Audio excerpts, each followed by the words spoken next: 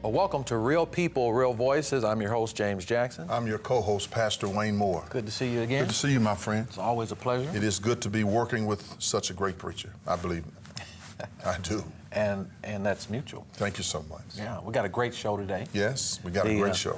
Chairman of the Marion County Democratic Party is with us. The local is here with us today. He's going to tell us some things about this past election. So we're going to hear some things and see what's going on. And it was quite an election. It was a traumatic election. I mean, across the board. Yes, across the board. Some are in. Some are out. And some are out. Yeah, but we're still all in this together. Yes, yeah. If we can pull it back together. I think we can. Yeah, I think we can. With God on our side? Yeah. Yeah. Yeah. And, you know, there was some national talk about clergy across the nation helping to mend the fences, if you will. And some of the national leaders and statewide leaders were hoping that some of the clergy would kind of get involved and talk to people about what has gone on and what our responsibilities are. Believe me, that is going to take place. Yeah. And it's taking place as we speak across the country. Brothers are coming together trying to unite to make sure that what has been in place for all cultures that was positive can remain in place. Yeah, and I still believe we have a great system of government. Yeah. It has its errors and flaws, but it's the best on the face of the globe right now. Yeah, and the best country. In the best country, yeah. We want you all to stay with us. Our guest is not a stranger to the city of Indianapolis. In fact, he joined us on the air when we were doing some radio. Right, he did a great job. So we look to have him on live TV here today, and we're going to see what he has to say. Yeah, and if you miss any of the shows, you can join us on the WHMB TV 40 YouTube channel. You can watch this show as well as others that you might have missed. So please go to our YouTube channel on WHMB channel 40. Also join us on Sundays at 6:30 p.m. and on Wednesday nights, replacing The Tonight Show. That's right. At 11 o'clock p.m. We'll be back in just a bit.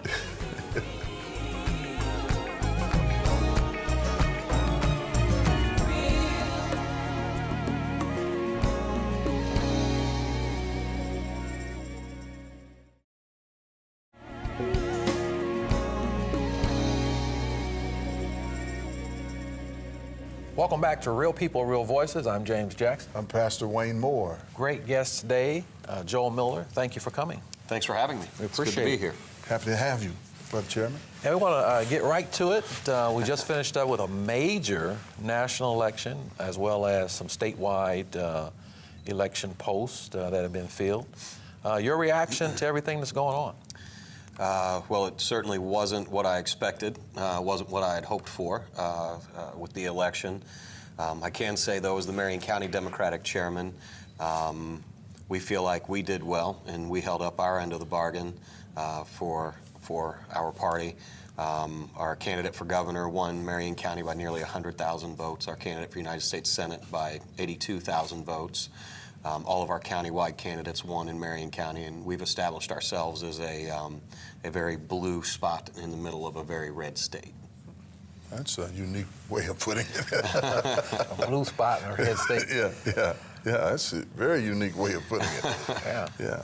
A lot of emotions across the nation and perhaps right here in the state of Indiana, in the city of Indianapolis, with the different people who have taken office, President-elect Donald Trump. Of course, our former governor is now vice president. That's very elect. He's vice president. Vice president-elect. So all that's very interesting. How does the results of this past election impact Marion County, if at all? Well, every election impacts everyone, and the important thing to me was that we were able to hold on to these local elections and these local offices, which I think local office is the closest government to the people, and where we're able to most directly and quickly influence people's lives in a positive way. I think that the personality of this campaign became very rough.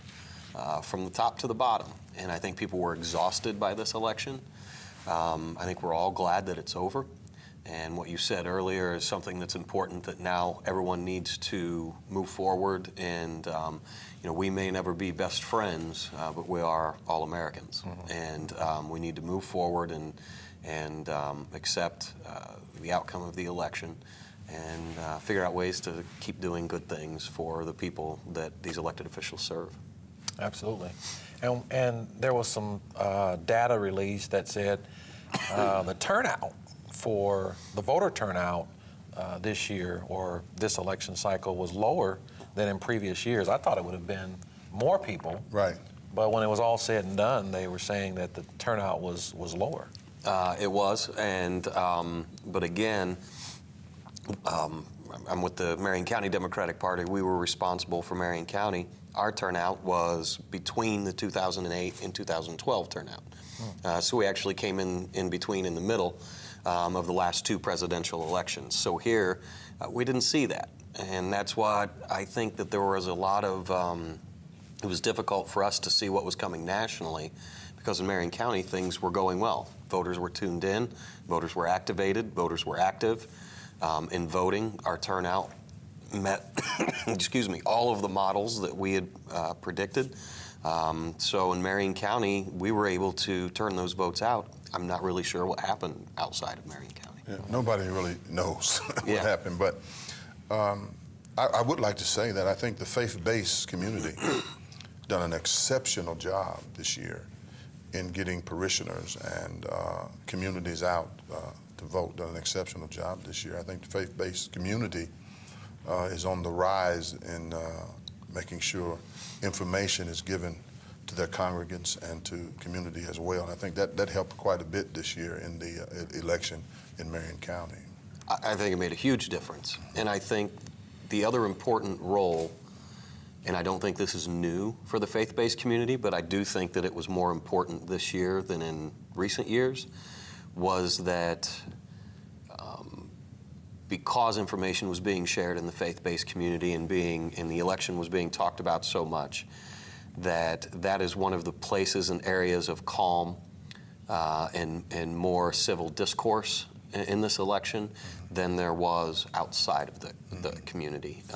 And I think that anybody who's watching, who participates in social media, knows how ugly social media was from all angles And still about is. this election. Absolutely, and it hasn't really let up. Yeah. But I think that information being shared by ministers and by the faith community brings information to people in a way that's more trustworthy, and where they feel more able to absorb information and have an open discussion, and not to be shouted at the way that they feel they are on social media and now even in person. There's a lot of conflict over politics now. And I think that one of the reasons that the faith community was so important in this election was that people feel safe to discuss these issues in an adult manner in those settings. Yeah, and that's extremely important. Yeah, it is, and I think if we can do that, we can do what we need to do to make Marion County a better place for all people. And I want to talk about in our next segment, maybe kind of setting it up in this segment here, as the chairman of the party locally, some of your responsibilities. There might be some of our viewers, when we say the Marion County Democratic Chair, they may not be aware of what your responsibilities are, and perhaps some of your goals going forward. Because you're pretty new to that responsibility. You've replaced another individual who had that responsibility, and some of the things that you hope to do with regard to the party. It's I call it a nuts and bolts job. We don't deal with the county party level with a lot of policy. And people ask, what is the platform of the county party? Well, we don't release a platform. Our platform is trying to get every Democrat on the ticket elected. And we try to do that through organizing and grassroots activity. The other piece that we play is an important part with just operating the election, which the Democratic and the Republican Party are responsible for staffing the precincts on Election Day.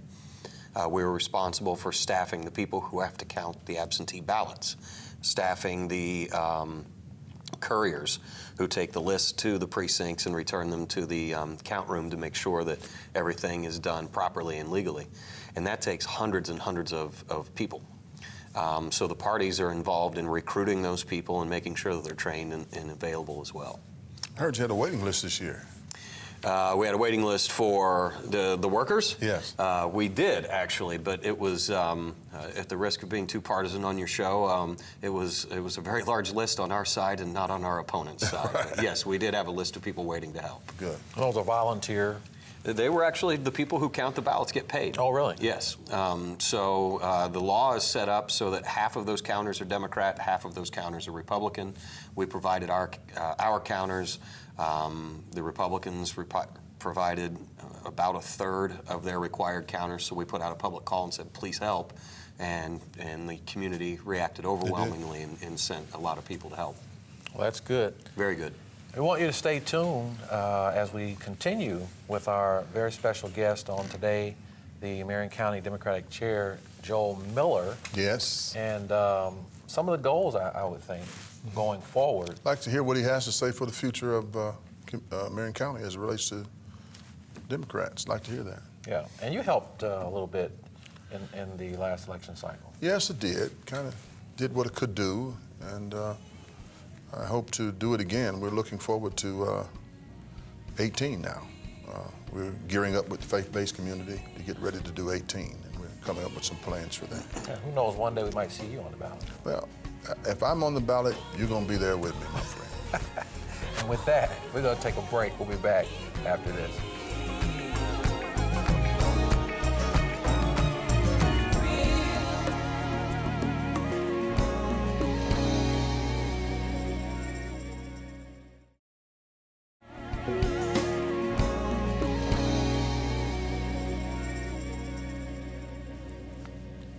Welcome back to Real People, Real Voices. I'm James Jackson. Pastor Wayne Moore. And our guest, Joel Miller. We're glad to have you here. Just before the break, we were talking about some of the goals for the Democratic Party. And in off air, we were kind of talking about all that's happened. And you spoke of a blue spot in a red state. And conversations that you have had with people asking, well, what happens? Where do we go from here? And you had stated, we got to figure out where the Democratic Party is today. So speak to that issue. Yeah, I think the most common question that I've heard since the last election is where does the Democratic Party go from here? And my answer is just like you said, we have to figure out where we are first. It's hard to get directions to a place if you don't know where you're starting. Mm-hmm. And there are a lot of things that I believe and that a lot of other people, Democrats, believe that we can do to establish ourselves to begin moving forward. One of them is simply organization, that there are a lot of places where the most basic piece of the structure of the Democratic Party are precinct committeemen and ward chairs. And we need to make sure that all those positions are filled so that the people in the neighborhood know who the Democrat in their neighborhood is. If they need to know, how do I find my township board member? How do I find my township trustee? Who's my state representative?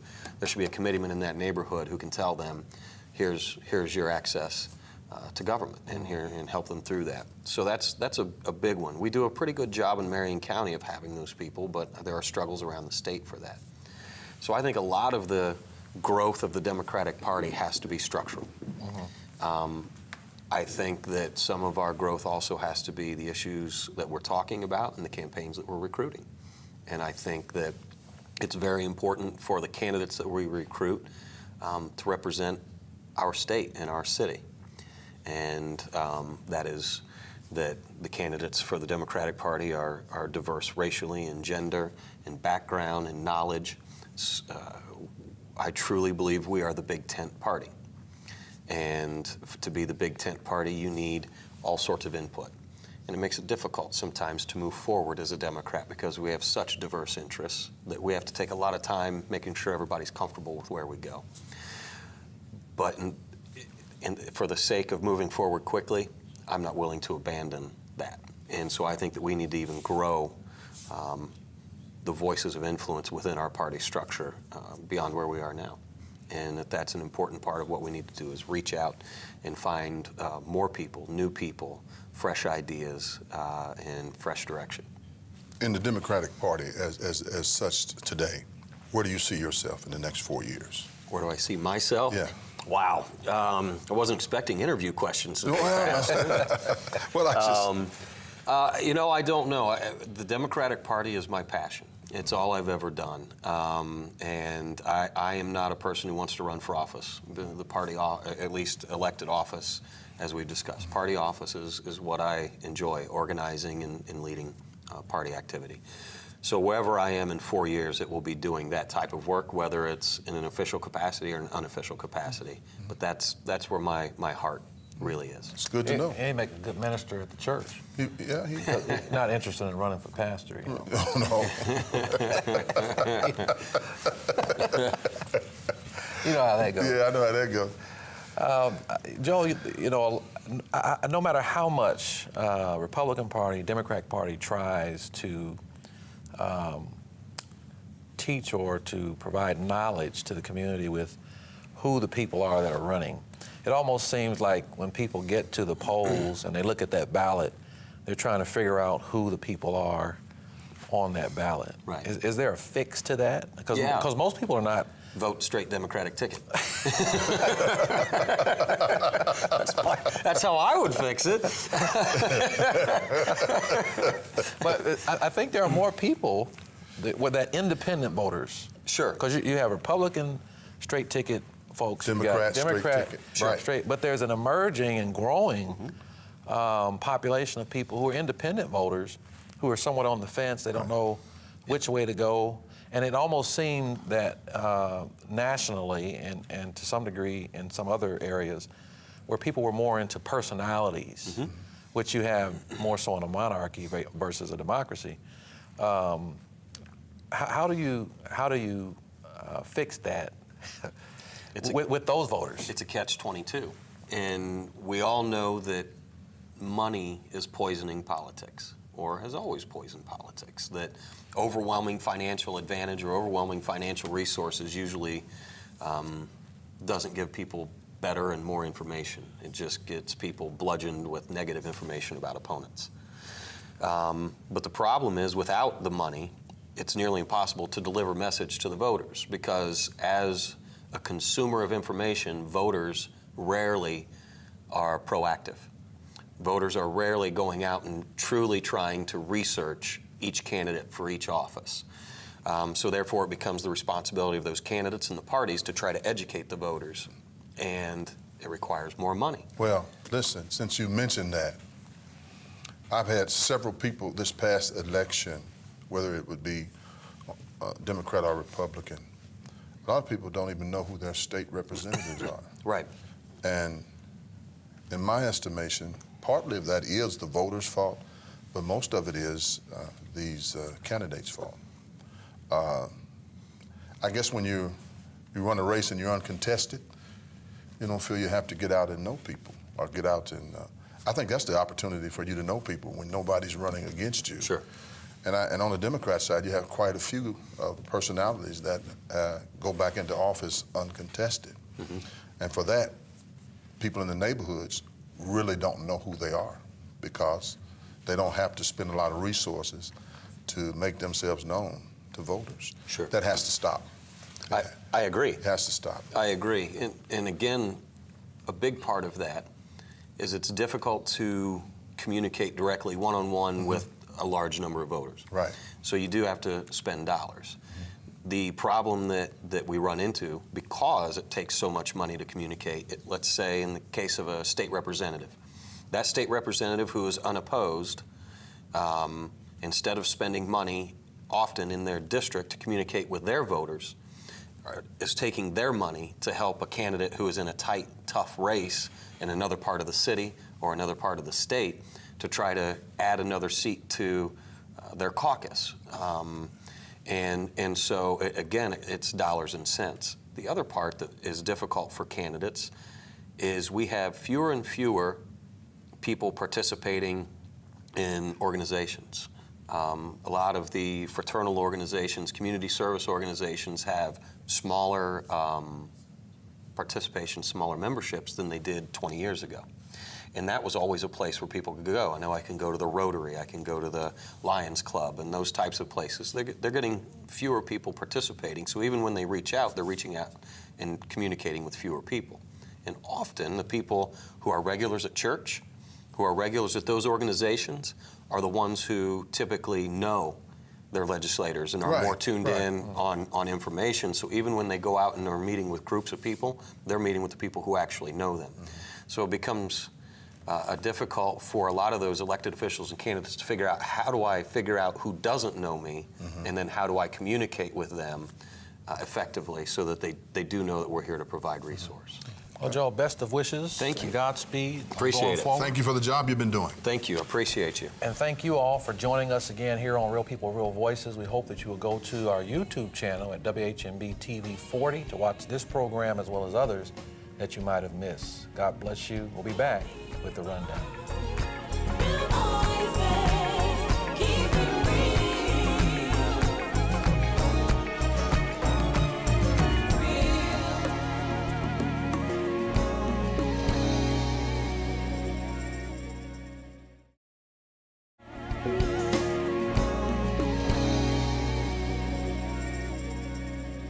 Welcome back to Real People, Real Voices. I'm James Jackson. I'm Pastor Wayne Moore. And I'm Faith McKinney. And we're glad that you've rejoined us. Faith, what an exciting election cycle.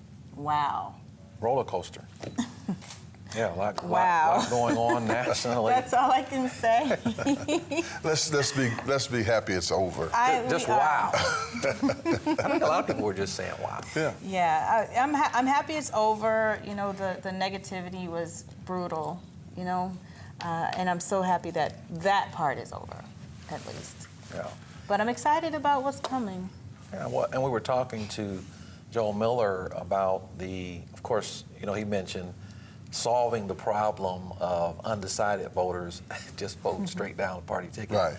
But there's a lot of people, and I think there's an emerging and a growing population of independent voters when they go into the polls and they see that ballot that are struggling, trying to figure out who they're going to pick. Yeah, and then this year was school board as well, Marion County School Board, and found out that a lot of people didn't realize that there were names on the back of the ballot. And so we have to learn how to put some education into this process, a little bit more education into the process.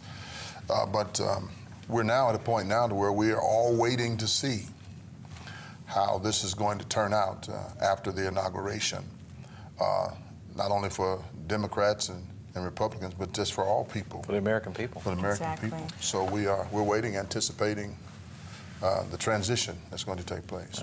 And let me just say to our viewing audience, no matter which side you are on, no man or woman can ascend to the office of the presidency or any other elected office without divine intervention. And our responsibility as men and women of faith, or even if you're not a person who has given your life to Jesus Christ yet, is to pray for those who are in authority. So no matter what person is in the White House, no matter what person is in the State House, no matter what person is in the mayor's office or whatever, the school board, we have a responsibility to pray for those people. Yeah, and I think that's what we ought to be doing right now. Whether we realize it or not, our country is in such a crisis, and prayer can change things, and it can change people, and we hope that that will take place. Yeah. So thanks again, and Faith, as usual. Pastor Jackson, thank you so much. Pastor Moore? Thank you, Faith, for coming. Thanks for helping to produce the show. Yeah, Oh, you're doing it's a my great job, pleasure. Faith. Yeah. Thank you. And this is a wardrobe change. Yeah, I'm telling you, that red is exciting, isn't it? Just in time for It's my Just in time color. for Christmas. Christmas, yeah. God bless you. Happy holidays. We'll see you next time. So long.